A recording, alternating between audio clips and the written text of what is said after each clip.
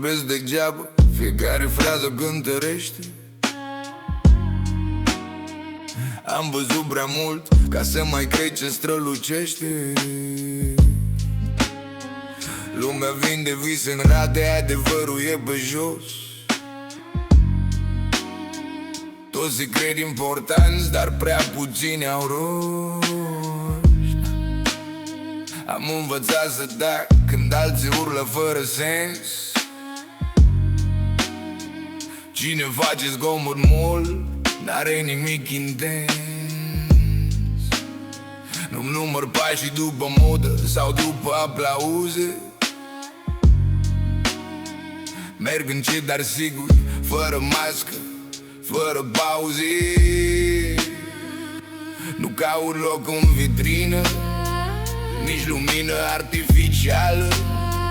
Ce rămâne după tine e mai important ca vala. Nu vorbesc degeaba, nu arunc cuvinte în vânt. Fiecare pas pe care îl fac lasă urmă pe pământ. Nu vorbesc degeaba, n-am nevoie să impresionez. Dacă simți ce spun acum, atunci știi că nu mint. Toți vor sus, puțin știu de ce. Mulți confundă grapa cu puterea.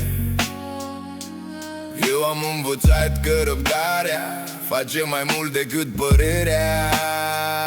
Am pierdut, am câștigat, dar n-am vândut ce sunt.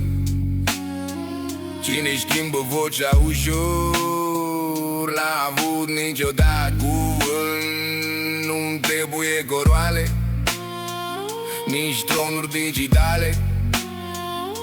Respectul nu se cumpără cu poze sau bușcale.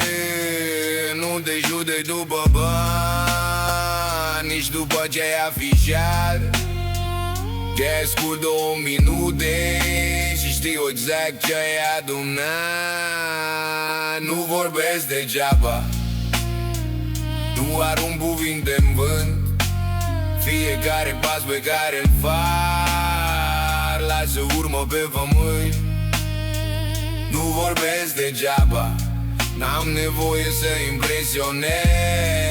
Dacă simți ce spun acum, atunci știi că nu mint. Nu tot ce strigă e adevăr, nu tot ce tace e slab. Unii construiesc în liniște și vorbesc doar când contează. Am ales să fiu un tren, nu doar vizibil.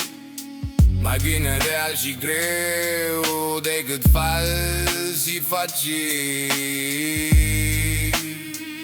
Timpul cerne oricum tot, fără like-uri, fără filtru. La final rămâne omul, nu zgomotul din titlu. Nu vorbesc degeaba, asta-i tot ce pot să spun. Dacă n-ai simțit nimic, atunci piesa nu-i pentru drum. Nu vorbesc degeaba, nu explic ce sunt sau ce cred. Cine ascultă cu mintea înțelege fără să ceri.